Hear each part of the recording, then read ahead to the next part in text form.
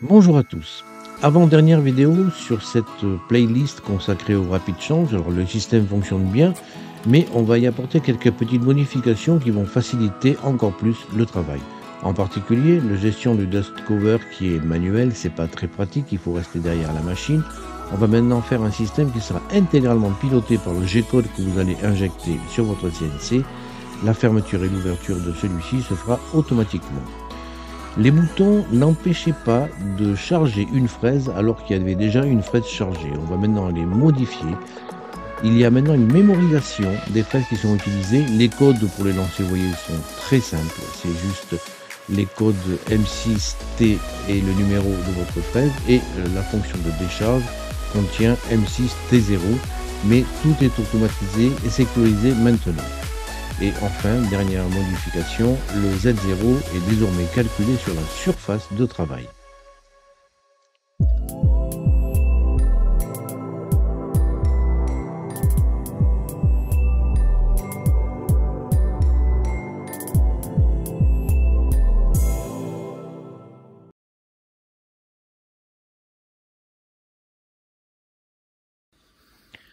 La commande originale du dust cover se fait par un appui sur un bouton. On va faire des modifications, mais qui ne vont pas léser ceux qui ont déjà construit le système. En effet, très peu de modifications sont à apporter. Vous récupérez le couvercle et on va retirer le bouton qui ne va plus être nécessaire maintenant. Alors pour cacher le trou, un petit cache à appliquer dessus que l'on pourra coller et comme ça on aura un visuel sympa sur le dust cover.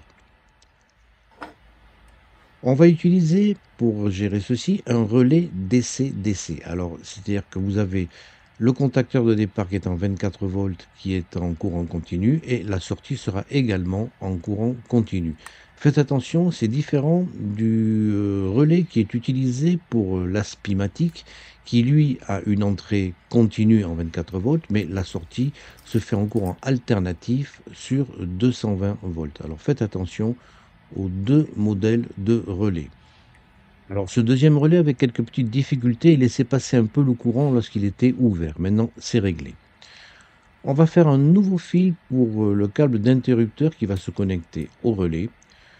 Votre relais pour l'activation va se trouver son branchement au niveau du port coolant. Alors pour le port coolant, j'utilise des genres de wagons comme ceci qui permettent avec une entrée qui est branchée, vous voyez, sur le coolant d'avoir deux sorties. L'une c'est vers l'aspimatique et l'autre c'est vers le relais. Faites également attention à la polarité lorsque vous connectez ces relais. Bon, vous avez vu, ça prend quand même un petit peu de place et pour le camoufler, je l'ai vissé sur les barres alu de la face avant de la CNC, ce qui fait qu'il est situé au niveau interne. Il est complètement transparent et ça permet en plus de bien pouvoir coincer les câbles. Alors, une petite remarque. Dans le connecteur de la prise qui vient s'enficher sur la carte, glissez un petit condensateur de 30 nanofarads. Ça permettra d'effacer les effets rebonds qui sont provoqués par le relais. Vous le mettez ensuite sur la carte et vérifiez bien que le condensateur soit correctement enfiché. L'ouverture et la fermeture du couvercle pourront être gérées intégralement par le G-code. Un M7 va permettre la fermeture et l'ordre M9 va déclencher une ouverture de celui-ci. Une fois le martyr remis en place, vous voyez qu'on ne voit absolument rien de la modification.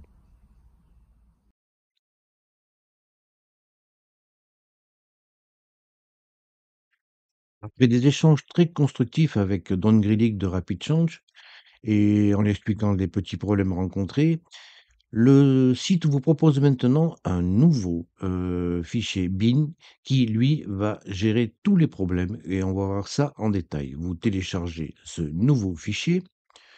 Une fois que vous l'avez téléchargé, on le décompacte. Cette question de sécurisation des fraises m'embêtait un petit peu et la solution que propose RapidChange maintenant pour FluidNC va vraiment au-delà de mes espérances. Vous allez voir, le système est vraiment particulièrement bien pensé et sécurisé. Vous venez récupérer ce fichier firmware bin et venez le mettre dans le dossier Wi-Fi de fluide NC343 que vous aurez téléchargé au préalable. L'installation, je vous donne un onglet en haut de l'écran pour vous rappeler comment installer tout le système. De fait, on a maintenant un écran de macro qui est beaucoup plus compact avec uniquement le chargement des fraises et un bouton pour décharger. Lorsque vous cliquez sur le chargement d'une fraise, bon, ben, celle-ci se charge sans aucun problème. Elle vient ensuite faire alors maintenant, il y a une différence, c'est à ce niveau-là, il va y avoir non plus un calcul de, la distance du probe par rapport à votre plateau, mais en fait, le système va calculer la longueur de la fraise. Si vous recliquez par mégarde sur le même onglet, à ce moment-là, vous voyez que rien ne se passe, on ne peut pas retélécharger une fraise qui a déjà été téléchargée. Maintenant, si vous appuyez sur le deuxième onglet alors qu'il y a une fraise téléchargée, le fait de charger la fraise 2 va automatiquement décharger l'outil qu'il y a déjà sur votre mandrin avant de répondre à votre ordre et de télécharger la fraise que vous souhaitez effectivement mettre en place sur votre broche. Alors ça, ce système, c'est vraiment une sécurité. Vous ne pouvez pas faire de mauvaises manipulations avec ce nouveau système qui est proposé par RapidChange. Le système a calculé la hauteur de la fraise et le bouton de décharge marche pour toutes les fraises. Il déchargera automatiquement la fraise qui a été montée sur le mandrin au bon emplacement sur le RapidChange. Mais ça va même encore plus loin. Actuellement, la CNC est à l'arrêt, le contrôleur est à l'arrêt et le câble USB est débranché. Et vous voyez que j'ai laissé une fraise installée sur le mandrin. On met le contrôleur en marche, on va connecter le câble USB à l'ordinateur et on lance OpenBuild. On a maintenant l'écran de connexion qui apparaît. On se connecte à notre contrôleur. Le système se met en alarme automatiquement au départ. On sort l'alarme et bien sûr, il faut faire un point home manuel. Il y a encore une petite erreur dans OpenBuild. Vous tapez $H pour que le home machine se fasse réellement. Le home machine se fait en positionnant d'abord le Z à la hauteur maximum et ensuite vient se positionner sur ma machine au coin arrière gauche. Alors là, ça va passer derrière l'ordinateur. Oui, même ça passe. On va attendre que la tête soit positionnée effectivement au point home machine et je vais ensuite un petit peu la déplacer sur la gauche parce que là je suis un peu à l'étroit avec l'ordinateur positionné comme ça. Mais je voulais vous montrer en temps réel comment ça se passe. Alors je l'ai branché l'ordinateur en tactile et les flèches, vous avez vu, pour déplacer la tête ne fonctionnent plus quand on a un écran tactile, mais bon, l'écran tactile marche. Voilà, on va mettre la tête à ce niveau-là. On revient à l'écran des macros et je vais charger. Là, c'est la fraise numéro 1 qui est en place. Je vais télécharger la numéro 2, par exemple. Que fait le système? Il va d'abord décharger la fraise qui est installée sur la broche avant de prendre la fraise que je lui ai demandé de mettre en place sur le mandrin. Et vous avez vu, la machine était quand même à l'arrêt. Il y a une mémorisation complète de votre système, que votre système soit en marche ou que celui-ci soit à l'arrêt.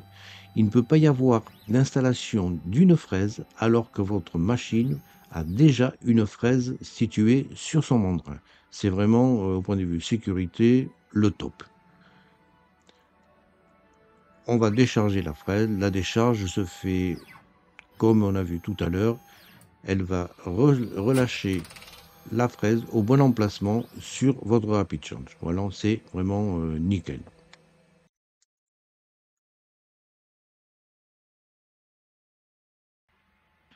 La deuxième modification intéressante à apporter, c'est le calcul automatique maintenant de la distance de votre fraise par rapport à la surface que vous voulez travailler. On télécharge une fraise. Le système va maintenant calculer la longueur de la fraise et non plus donc la distance qu'il y avait entre le probe et votre martyr. Alors que dans les paramètres, la hauteur probe n'est plus nécessaire et c'est plus nécessaire de la mentionner dans les réglages de Rapid Change. On va faire un Z0 une fois pour toutes pour tout l'usinage. Alors ce Z0 là, il va être fait à l'ancienne, manuellement. Vous faites descendre la fraise doucement sur la surface que vous voulez travailler.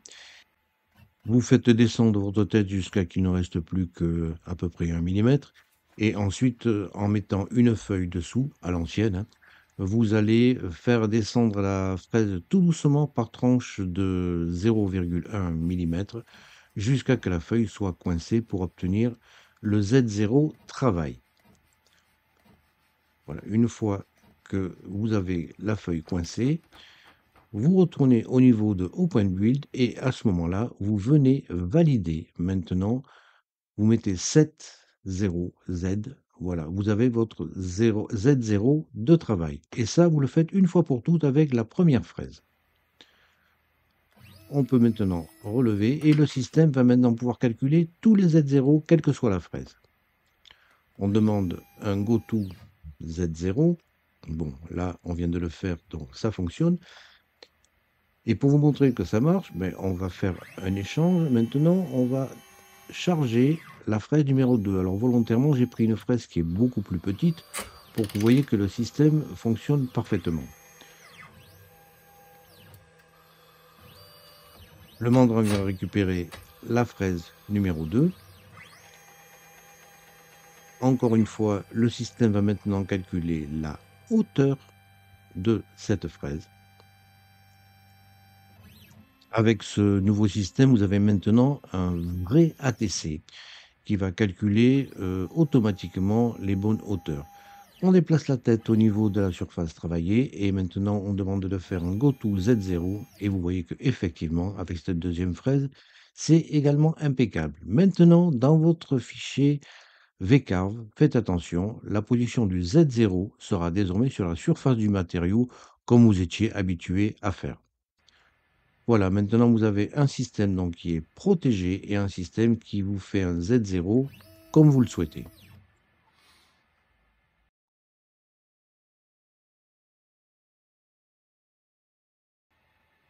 Alors on va voir rapidement comment se fait un usinage en pratique. La première étape, ça va être de faire un XY travail. Il faudra au préalable avoir bien étalonné votre sonde. Alors, dans OpenBuild, vous allez dans la partie Probe, vérifiez bien que vous avez choisi Custom XYZ Probe, et dans le X offset et Y offset, mettez 1. C'est valable pour le petit stylet qui est installé sur la sonde. Vous pourrez ensuite faire un X0 et un Y0 avec ces paramètres, et ça vous donnera les bonnes valeurs. Alors pour ça, vous retirez la sonde probe, vous mettez le petit stylet et vous demandez un X probe. On va ensuite déplacer la tête et faire la même chose pour le Y en demandant un Y probe. Ceci fait, vous avez la position XY0 qui est mémorisée. Deuxième étape, le Z probe. Vous avez votre machine qui n'a pas de fraise. On télécharge une fraise. Alors je vais prendre la première au hasard. Alors vous avez déjà vu comment se faisait le système. La fraise maintenant descend tout doucement sur le Z-Probe que vous avez remis en place. Le système va calculer sa hauteur. On fait donc ensuite un calcul du Z0. Alors comme on a vu tout à l'heure, on le fait à l'ancienne, à la feuille, en mémorisant le Z0. Une fois qu'il a été validé, on ne le fait qu'une seule fois, c'est valable pour toutes les fraises que vous allez utiliser dans votre usinage. Et ensuite, la troisième étape, maintenant, c'est le lancement du programme. Alors là, le système reconnaît qu'il a déjà la bonne fraise en place, ce qui fait qu'il ne va pas la charger, elle est déjà en place. Il fait l'usinage et vous remarquez que le dust cover est géré également intégralement de façon entièrement automatique. Il s'ouvre lorsque le remplacement de fraise est demandé et ensuite il vient se fermer en début de gravure avec votre fraise installée. Voilà, vous avez maintenant un système très complet qui vous assure beaucoup de sécurité, qui empêche toutes les mauvaises manipulations que l'on peut faire lorsqu'on utilise une CNC. Cette gestion sous fluide NC et avec le Rapid Change vous assure vraiment beaucoup de sécurité et surtout évite toute mauvaise manipulation. Là, on attaque la deuxième partie de l'usinage, bon, qui est très simple, c'est juste pour vous montrer un petit peu comment se passent les étapes. On a fini, le système vient repositionner la dernière fraise en place. Et voilà, vous n'avez eu aucune intervention humaine pour faire votre usinage. Voilà, il avait été demandé de faire un usinage de 1 mm avec 2 fraises différentes. Vous voyez qu'il s'est réalisé parfaitement. Alors, pensez à vous abonner à la chaîne. Bon, d'abord, ça me fait plaisir. Et puis, ça m'incite à rechercher des solutions qui peuvent plaire à tout le monde. Bon, on a vu maintenant que ces deux outils vont être de moins en moins nécessaires. On va voir dans la prochaine vidéo comment installer tout le système avec une carte beaucoup moins chère que la Blackbox. Et je vous dis à la prochaine.